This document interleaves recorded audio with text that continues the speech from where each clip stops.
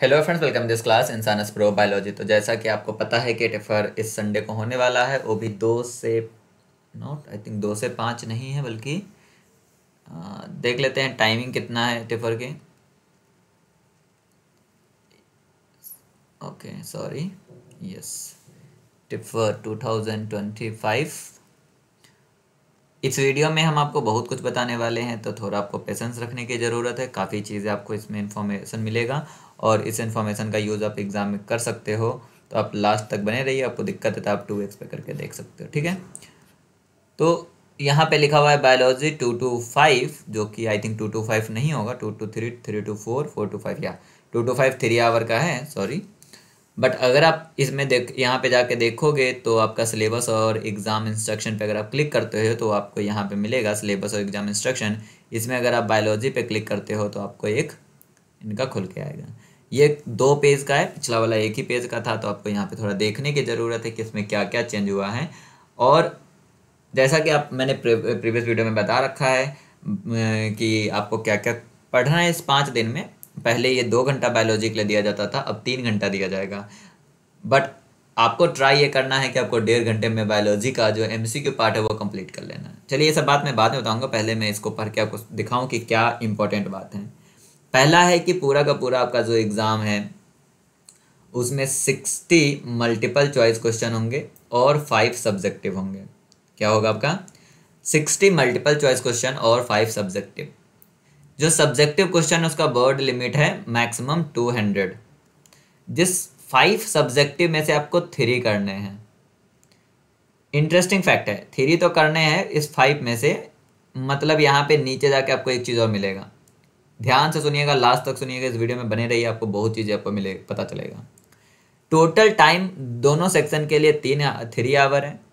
MCQ will be scored to calculate the JEBILS score, और essay will not be scored. However, the responses will be used for further screening of candidate. तो JGBL से score card के लिए MCQ use किया जाएगा, जिसके अंदर आपको बायोलॉजी कंसोर्टियम जितने भी बायोलॉजी JGBL में पार्टिसिपेट करते हैं वो वहाँ से उठाएंगे आपके स्कोर को और आपको शॉर्ट लिस्ट करेंगे। उसके अलावा जो आपका सब्जेक्टिव असेसमेंट है, यह फर्दर स्क्रीनिंग के लिए यूज़ किया जाएगा।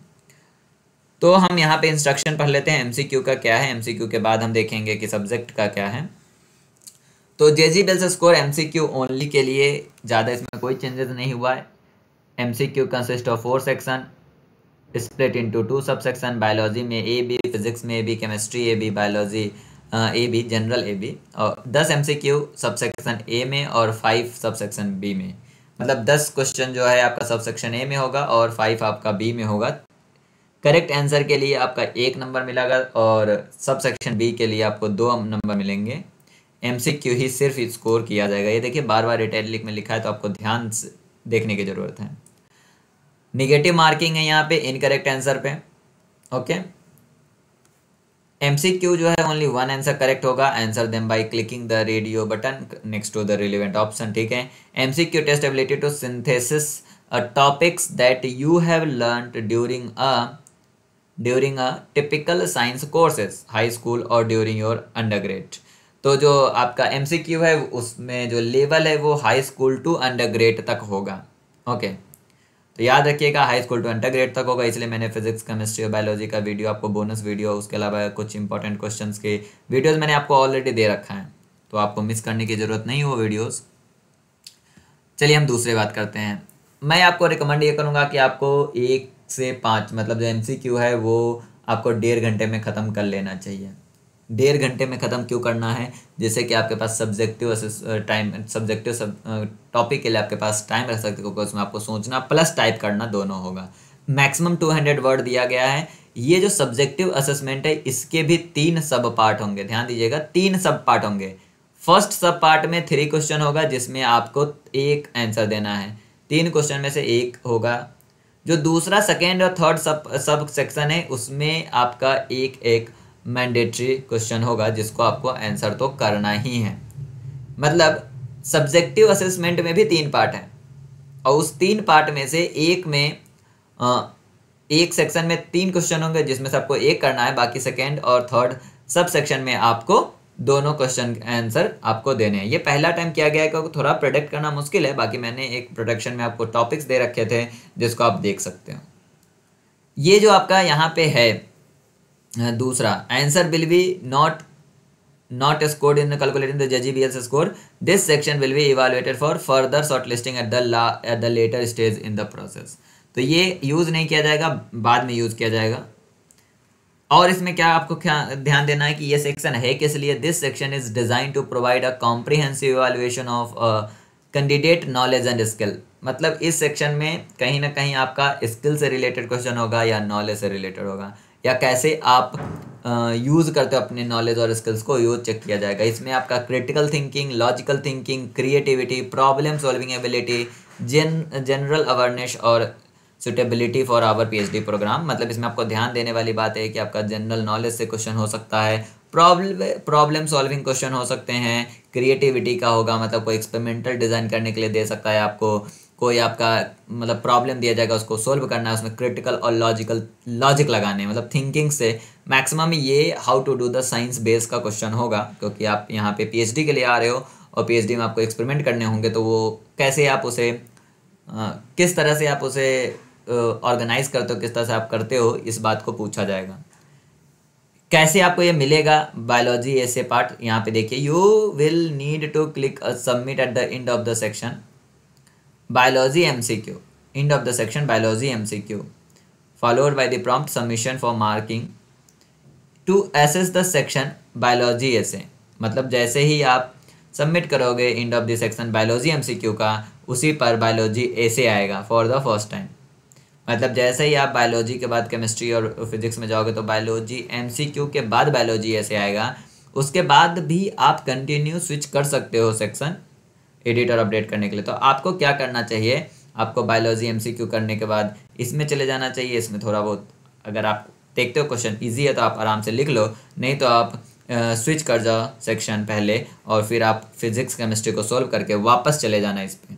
क्या ध्यान रखना है ऐसे पार्ट के लिए, मतलब ऐसे पार्ट का अर्थ है कि एस सब्जेक्टिव असेसमेंट के लिए इसमें आपका ये की काम नहीं करेगा। Ctrl+C, Ctrl+X, Ctrl+V, मतलब कॉपी कट प्लस पेस्ट और paste, copy paste cut plus paste काम नहीं करेगा। अगर आपने गलती से ये की को दबा दिया तो जितना भी आपने लिखा होगा वो सब के सब चला जाएगा, तो इसलिए गलती से भी नहीं दबाना है। तो मैं यहाँ पे आपको क्या रिकमेंड करूँगा, मैं आपको यहाँ पे क्या कहूँगा वो मैं आपको बताऊँ। मैं आपको ये कहूँगा इस पर्टिकुलर सिचुएशन में, क्योंकि ये पहली बार है तो हमें भी नहीं पता कि क्या किस तरह के क्वेश्चन पूछे जाएंगे और आपको भी नहीं पता किस तरह के क्वेश्चन पूछे जाएंगे। पूरा का पूरा जो आपका पेपर है, उस पेपर आपका बटा हुआ है 2 भागों में, जिसमें 60 MCQ है और 5 आपका सब्जेक्टिव असेसमेंट है। ये 60 आउट ऑफ 60 आपको करना है और इसमें सब्जेक्टिव असेसमेंट में आपको 3 करना है। जो आपका MCQ है ये आपका 4 सब्जेक्ट ले रखा है। कौन कौन से यहाँ पे देखिए 4 सब्जेक्ट हैं। पहला है आपका जनरल साइंस।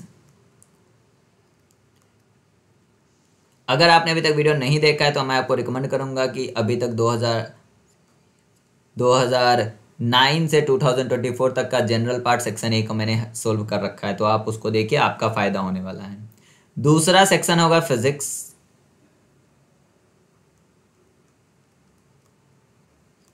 तीसरा केमिस्ट्री, और चौथा आपका बायोलॉजी।